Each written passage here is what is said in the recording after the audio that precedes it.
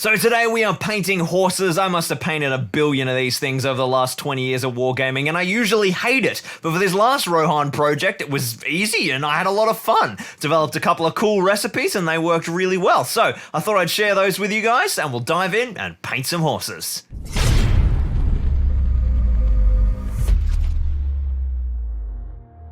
If you saw the first installment of my new Rohan army project, then you will have noticed that I converted a whole new set of horses for my Royal Guard and the heroes leading them, and I need to get these models done fast. I've got a tournament this weekend and I cannot afford to drop any painting points, so I have got 10 horses to go under the brush. The Rohirrim ride horses of many different breeds, so today I'm going to be showing you 7 different schemes, as well as some options for horsehair, leatherwork and barding. Now the key to saving time with any paint job is for your primer to do your base coating for you, and with horses where the majority of the model is 1 or 2 colors, they are a perfect candidate for foundational priming.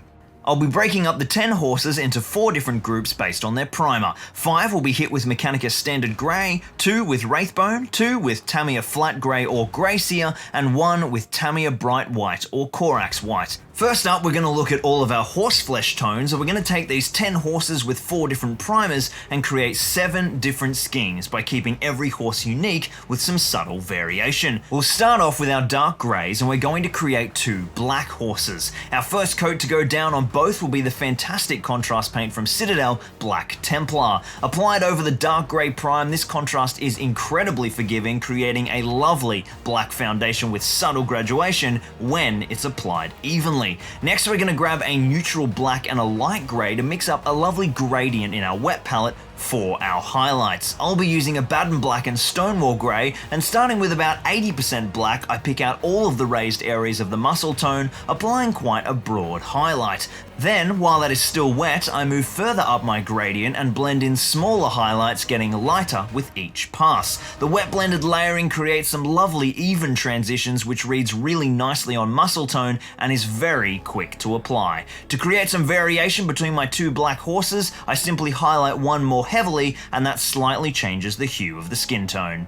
Our next 2 Mechanicus Standard Grey horses will be using a more traditional blend but following the same principle. First, I'll apply 2 thin coats of a dark brown, charred brown from Vallejo. Then, whilst the second coat is still wet, I'm going to blend in some dark flesh tone into all of the raised muscle areas. You can create variety in tone simply by highlighting more or less, or after this stage, you can add an all-over shade with Agrax Earthshade to shift the pigment of the skin. On one horse, I also added a final tiny highlight, blending into the very tops of some key details with Tuskor fur to really make those muscles pop.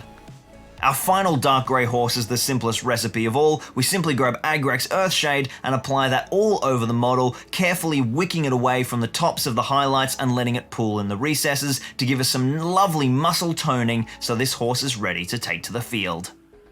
Moving to our next set, we've got the 2 horses primed with light grey. I simply repeated the last step for our first recipe, washing all over with Agrax Earthshade, and you'll see that because of the difference in prime, that lighter grey gives us a completely different skin tone, which is a lovely light brown with some grey detailing. Then the second of this set was hit with another contrast paint, Basilicanum Grey from Citadel. This is applied in the same way as our black horses, making sure that we get a nice even coat and we get a lovely neutral grey horse.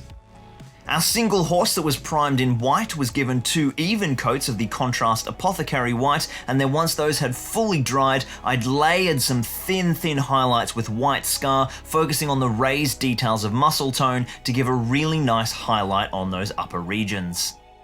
The final skin tone batch is our Wraithbone primed horses, and these 2 models are going to represent the tan or Palomino style of horse breeds. Both horses were first given an even coat of the Skeleton Horde contrast and then highlighted with a mix of Bone White and then Khaki by Vallejo, blending these 2 together and creating some subtle variations in the brightness of the bone and the Khaki tonings creates a really nice different highlight across the Skeleton Horde and gets some nice tan horses that are lighter and darker for variation. As you can see, these steps are super simple, following the same process every time. A base coat prime, a wash or contrast, and then some simple wet blended or thin layered highlights to accent the raised areas. Super easy stuff for batch painting. Our next horsey detail is the hooves. These were done in the same method as the black flesh, with black Templar down first and then taking some grey highlights from our gradient. Of course, for the black horse that would have looked exactly the same, so I simply varied the recipe by applying Basilicanum grey first and then adding some lighter highlights from the gradient. Then we have our horsehair. These recipes followed the classic base coat, shade or contrast, and dry brush method. For blonde horsehair, I would apply bone white, skeleton horde, and then dry brush khaki and bone. For brown, I would apply either Vallejo earth or khaki, a heavy Agrax earthshade wash, and then dry brush with khaki. And then for grey, I would simply apply Basilicanum grey contrast over either of the grey primers. The last details are of course the leather and metal work. To get these horses done quickly, I just whacked down either a coat of snakebite leather or Cygor brown contrast on all the leathers and then move straight onto the metal armor. Just be careful, as snakebite looks particularly unnatural unless it's applied over a darker primer. For my horse armor, I chose a scheme that matched my Rohan Royal Guard, with large sections of silver scale mail and then gold accent plating and trim. The silver scale was base coated in lead belcher and then given a layer highlight pass with Stormhost silver to really brighten it up and give it some presence. The gold areas were then given a nice flat base coat with Retributor armor, focusing on the plates, the tassel details, and all of the gold trim that runs around the edge of the horse faceplate.